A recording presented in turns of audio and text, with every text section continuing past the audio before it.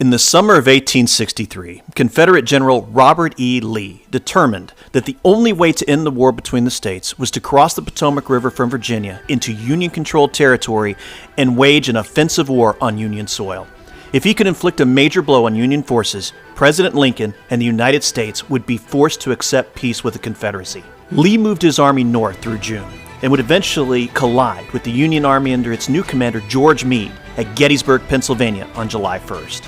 95,000 Union troops and 75,000 Confederates went head-to-head for 2 days. Battle lines ebbed and flowed, but neither side dislodged the other. On July 3rd, Lee determined that his army could not sustain battle indefinitely and would need to either knock out the Union forces or retreat.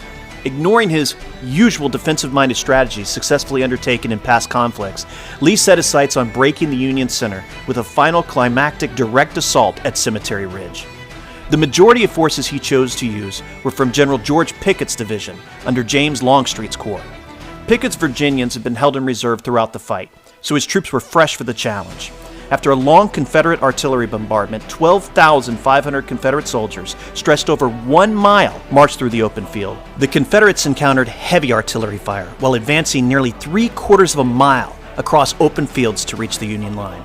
All along the way, they were slowed by sloping terrains and fences in their path. By the time they reached the Union line on Cemetery Ridge, the attack had been broken into many small units, and they were being torn to pieces by Union infantry and artillery fire. Despite the onslaught, the Confederates continued to advance towards 2 gaps in the Union line. At first, some units of the Union Army retreated, and it looked as though the attack would succeed as Lewis Armistead's brigade breached the stone wall.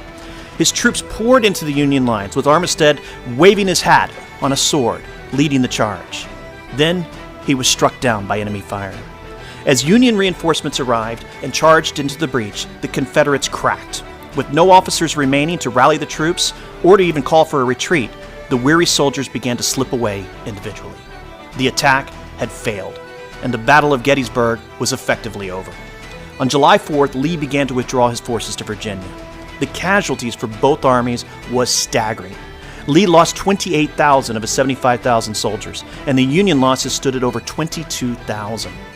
This would be the last time Lee threatened Northern territory. Gettysburg could never have been forgotten, but its place in American memory was enhanced when President Abraham Lincoln visited the site of the battlefield 4 months later in November 1863 and delivered his Gettysburg Address for the dedication of the National Cemetery. Little known fact, on July 3rd, the Confederacy reached its symbolic high-water mark as Lee launched Pickett's charge. 5,000 South Carolinians watched from the sidelines as North Carolinians, Virginians, and other Southerners moved forward against the Union center. On that day, only one South Carolinian was part of the battle. First Corps Commander General James Longstreet was born in Edgefield, South Carolina, making him the only South Carolinian to participate in the attack. And now we know. And knowing is half the battle.